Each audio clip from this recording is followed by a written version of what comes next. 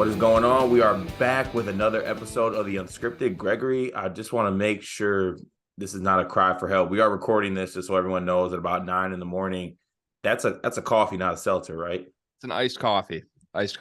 Colombian cold brew, 100% Kirkland brand. Yeah. Okay. A little burst of energy, busy man. But like I said, welcome to another episode of the Unscripted presented by the Field of 68. I am your host, Carter Elliott, and I am here with Gregory Waddell. Greg, how are we doing today? I'm doing all right. I'm less sticky than I was last time we recorded, which was a complaint we got in the comments section. I've been under the weather a little bit. Michigan State, a little under the weather last night in South Bend, Cart, you could say. You know what? Let's get into it. And Greg, I'm going to make a rule right now in this episode, okay? This is not an episode of excuses, okay? We are going to talk about the game. We're going to make points, but we are not going to make excuses, okay? But before we get to that, this is our first episode since the PK 80, 85, whatever number it is, the Phil Knight Invitational. This is the first episode since then. So I do want to comment on that and give the Spartans their credit on that. They go into that tournament down 2 starters, Thanksgiving, playing 3 days back-to-back. You know, they easily could have mailed it in that tournament. I would have been upset, but I wouldn't have been surprised if they came back 1-2, 0-3 without Malik Hall and Jay Nakins. And they found a way to leave that tournament 2-1. Now, the field wasn't necessarily the gauntlet that we might have hoped. We played Oregon. They were down a couple players. Played Portland, who is, I guess we took their best punch. They're a scrappy bunch. And then we had a tough game against Alabama, where I think the better team at the time just won that game. But you know, what are your takeaways after the Phil Knight Invitational?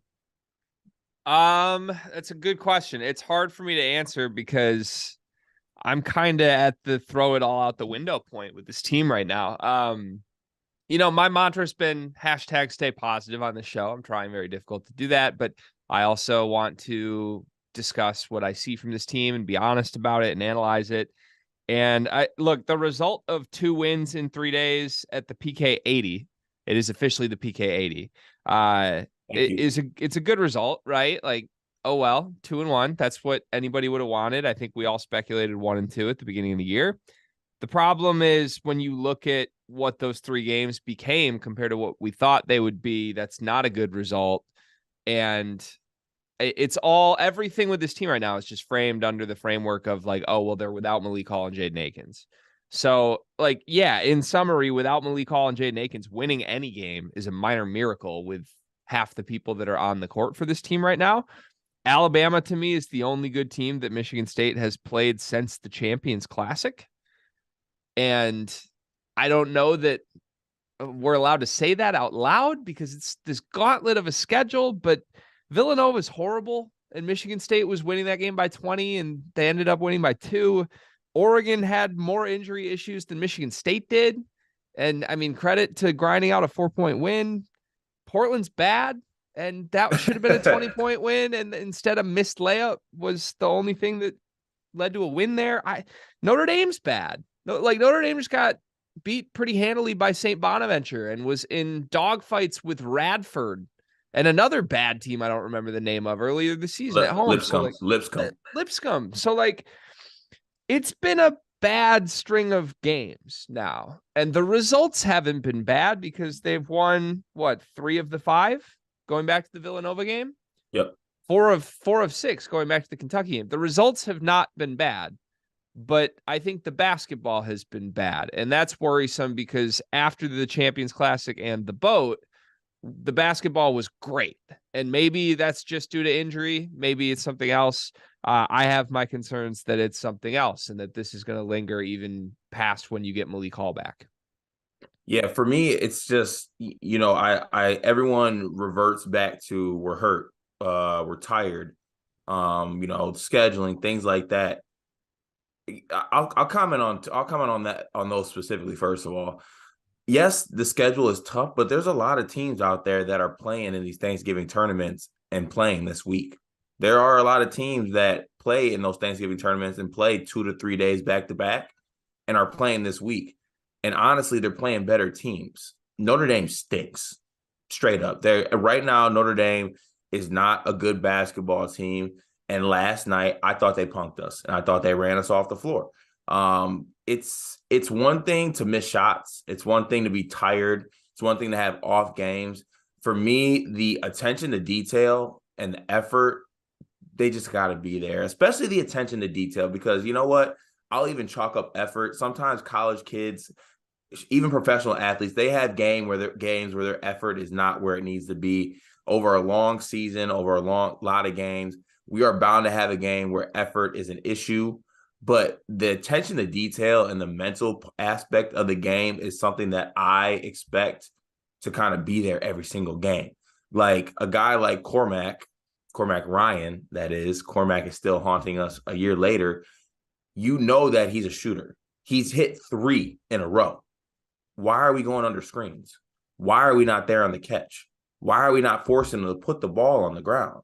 It's little things like that. Like if he's going to make a shot when you're there on the catch and you're making it happen, give him a pat on the back as he's going back down the court and say, good shot. Like that was good defense, but better offense. But no, we're not there on the catch. We're letting him shoot. He gets hot. We give up 20 first half points to him, and we find ourselves down 20 at half. And then coming out of the second half, Tyson Walker is a little gimpy with the injury. And also, I want to say shout out to Tyson. I heard that he's had a family member had passed. And he found out before the game. That's extremely tough for him.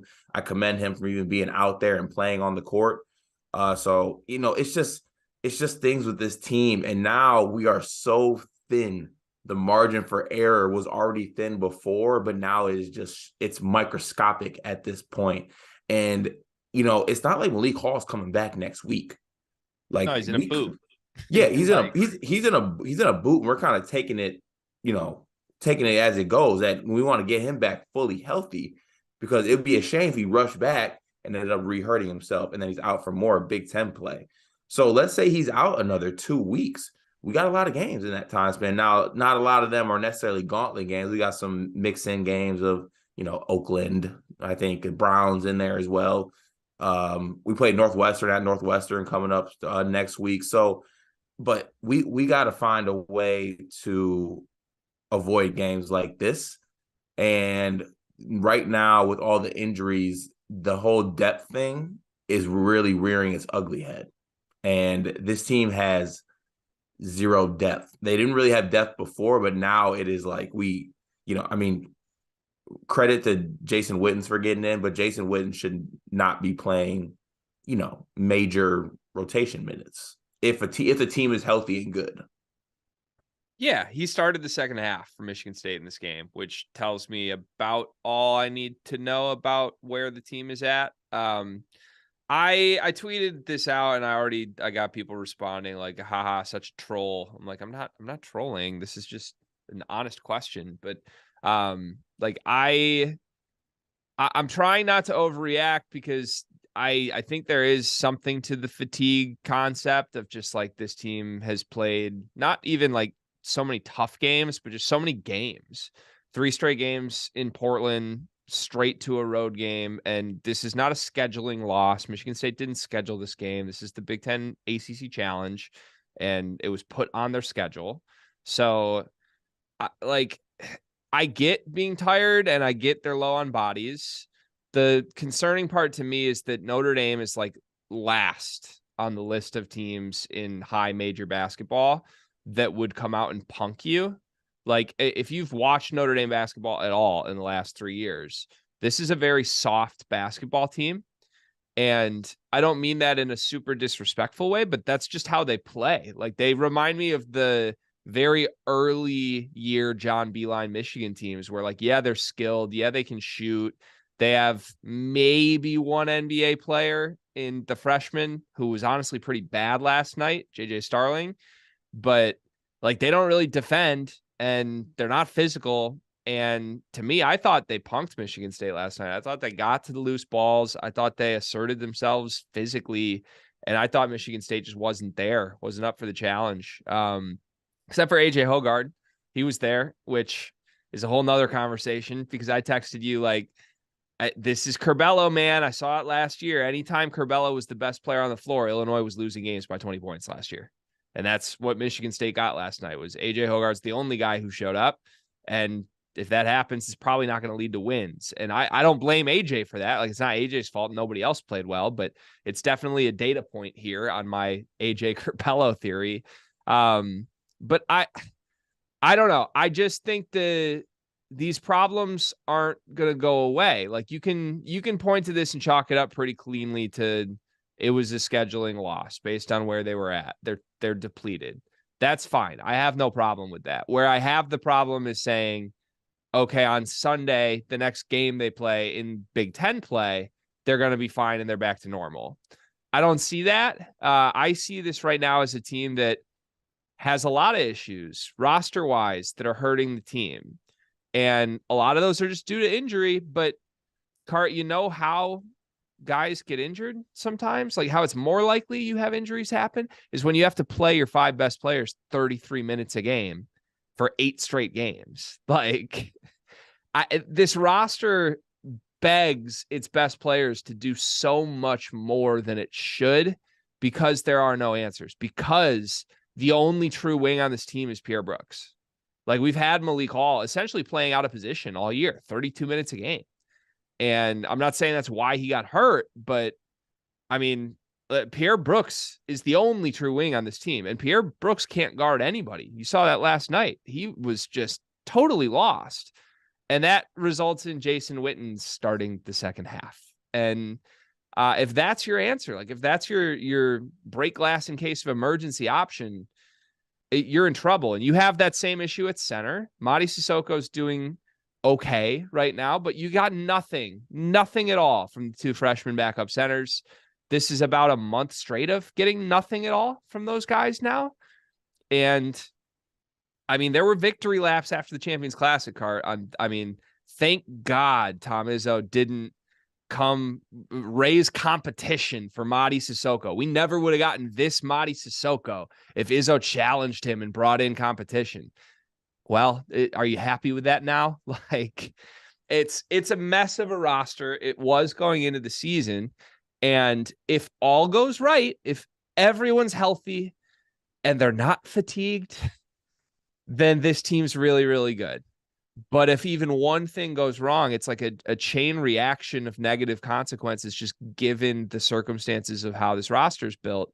And I think that's very scary when you frame back on where they're at this season, because they're 5-3. That's a good result. Like I said, that's a great result. 5-3, given the schedule.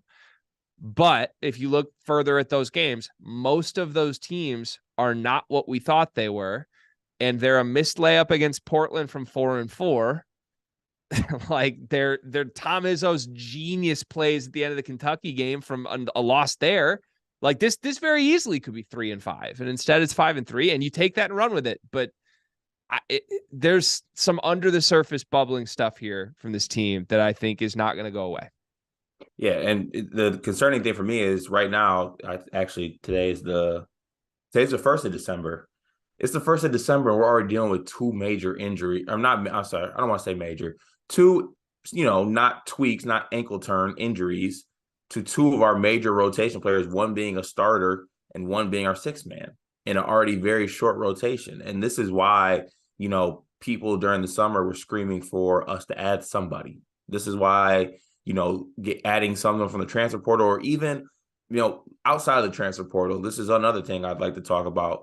As much as Izzo says he hates the transfer portal, this recruiting class up until this point, I think it's safe to say it's been a failure. It has been up to this point. It has not looked great. I think Kohler struggled with double teams. He just looks a step slow. He looks a step slow because he might just be a little bit slower than everybody else, but looks a step slow on defense. Rebounding seems to be an issue as far as grabbing the ball. Trey Holloman, I think, has had flashes, but at the same time, he's a negative on the offensive end right now. Pretty good on defense. And then Carson Cooper is he's Carson Cooper. So it's not going away either. And the center rotation, we're back to the whole center rotation is a mess situation. You know how there were some rumblings about we're going to be okay at the center spot. we're not going to be okay, I don't think. And because we don't have Malik Hall, we don't really even have the ability to go small ball with him at the 5. So there was lineups yesterday where I was watching Mahdi and Carson play at the exact same time. And it's not good. It doesn't lead to good basketball. I think guys are asked to do things they can't do. Mahdi doesn't have a go-to post move. We saw that, the fadeaway jumper's not working. And he had a situation yesterday where he actually caught a pass about 2 feet from the basket and just completely hesitated to lay it up and then proceeded to miss the layup. So we're not putting guys also in good positions to succeed, I think, as well. Like Mahdi was catching oops in those first couple games and basically finishing layups. I don't think he's had an alley-oop opportunity since then.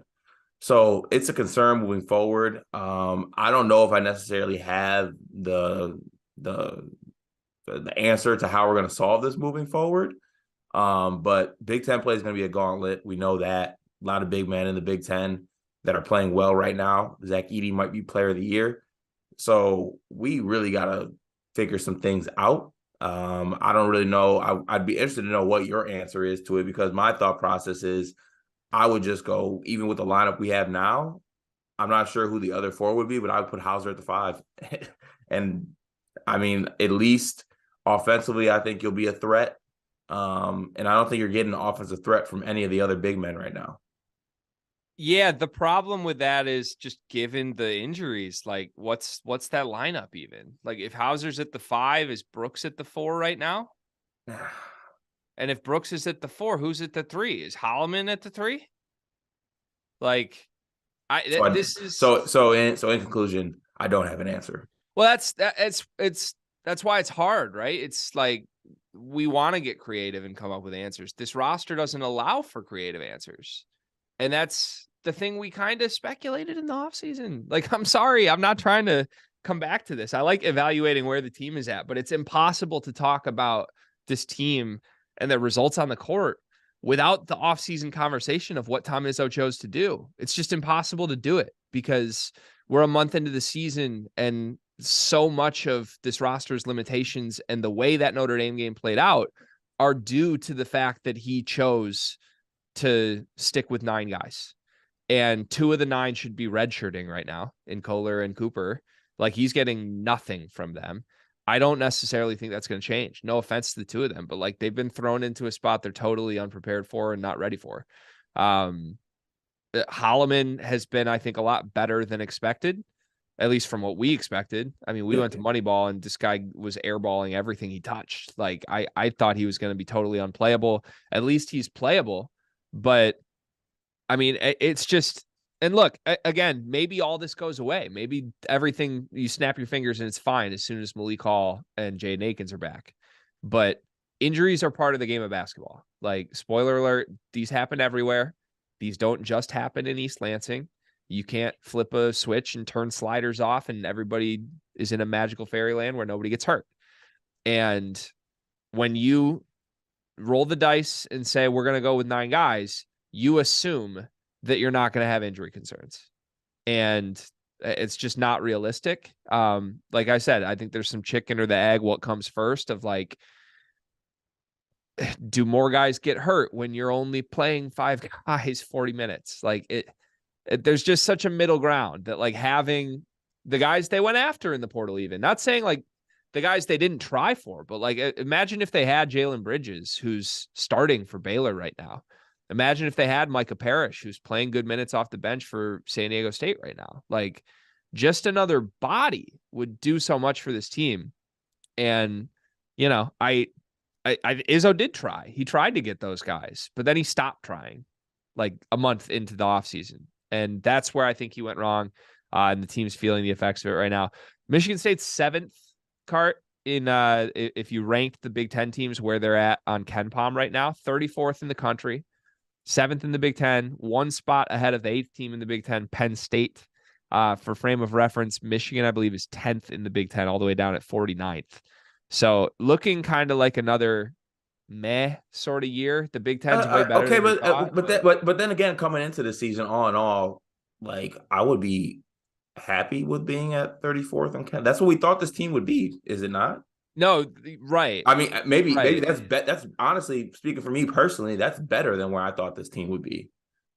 Yeah, I think that's fair. Maybe it's time to recalibrate expectations a little. It just that first week of the season was so confusing. I It almost was said fun. It was misleading. fun. It was fun. Like, can we go back and play every game on a boat? Or like No, because Joey doesn't play well on boats. and Kentucky, like I mean, I saw it with my own eyes. They stole that game from Kentucky. Like that was a powerful win, but um yeah, I don't know. Can I go with my middle theory that I Please, wanted to unveil? I don't think I've done that on the show yet. please. You've been talking about unveiling the middle theory. At least you had to me via text for the last couple of weeks. Don't know if it's been brought to unscripted, but if any time is good, it'd be now. Yeah, so I think I'm right on the nose with this because this has been bubbling for like a week now. And if there's any night that it applied at all, it was last night. My thing with this Michigan State team, I think this is going to be the story of the whole season. I think this is going to be the overarching theme of Michigan State basketball this year.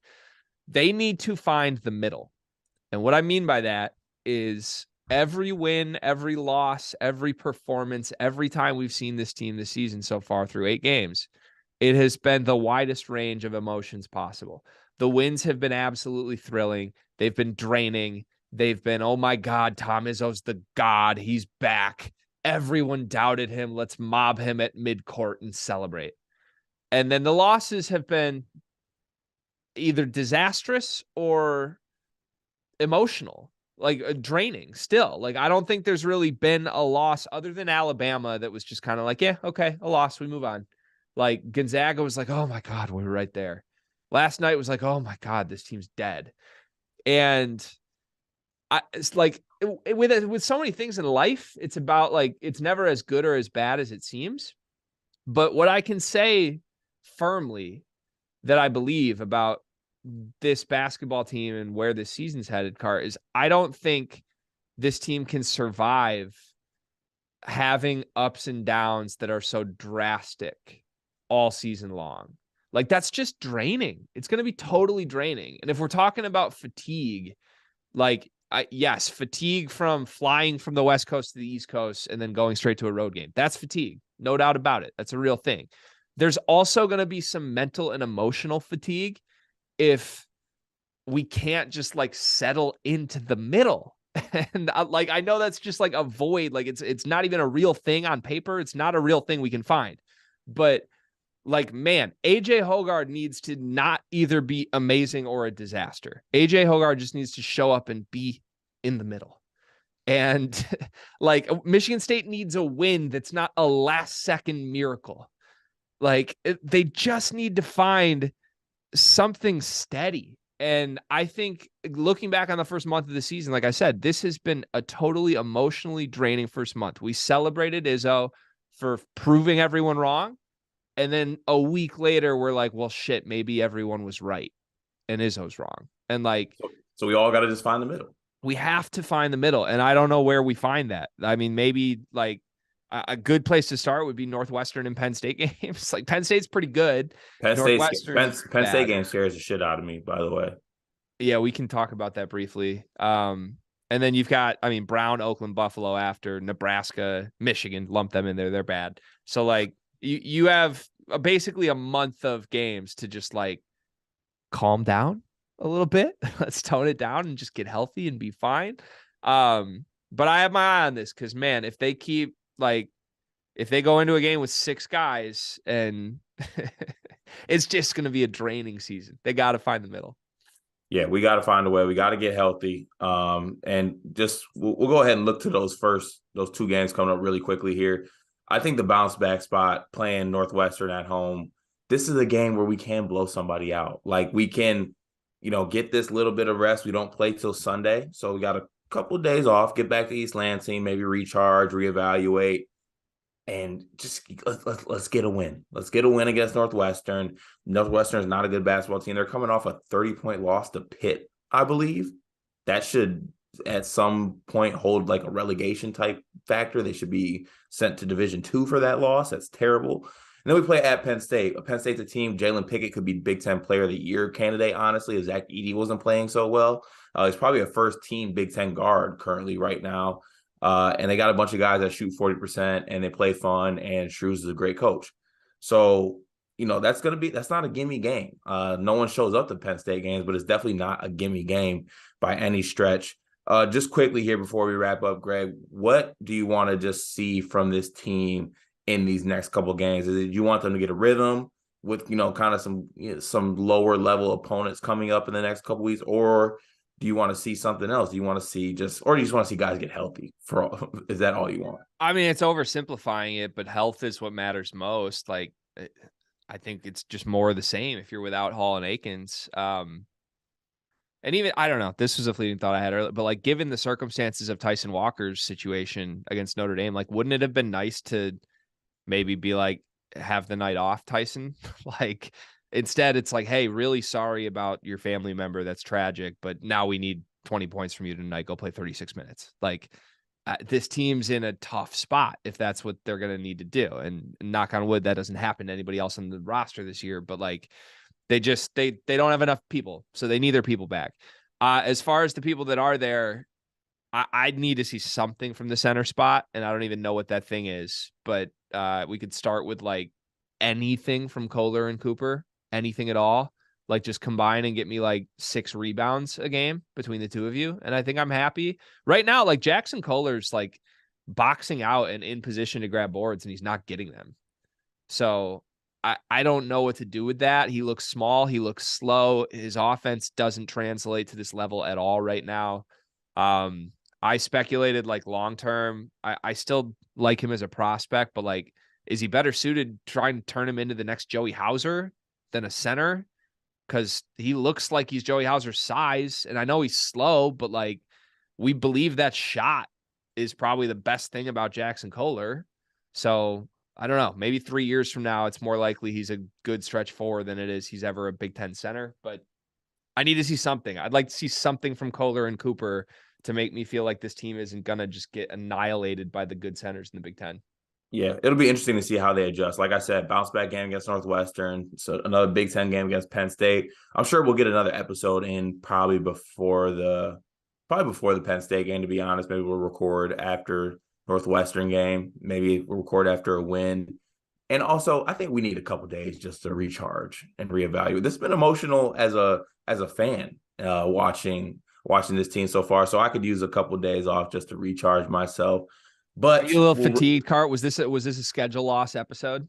Yeah, this was a schedule loss episode, to be honest with you. So if anyone has issues with that, email, I don't know what it is, at thefield68@gmail.com or Rob Douster on Twitter. Go let him have it. But Gregory, I appreciate you showing up early in the morning too, by the way. Well, earlier than we usually record. I mean, yes, as you can see by the iced coffee.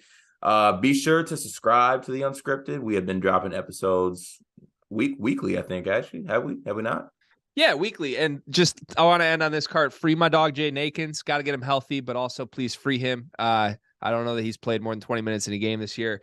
And also, most importantly, I look forward to AJ Hoggard being Michigan's starting point guard next year. So I'm actually proposing a Cade McNamara for AJ Hoggard trade. I think that's a win-win for both sides. I'm declining that. I'm thinking that maybe both programs would enjoy that next season, Cart. So we'll see. I'm glad that's how you wanted to end the episode, but we're going to go ahead and wrap there for Carter Elliott and Greg Waddell. This is another episode of The Unscripted. Tune into the next episode. Hopefully it's after a win. Find the middle.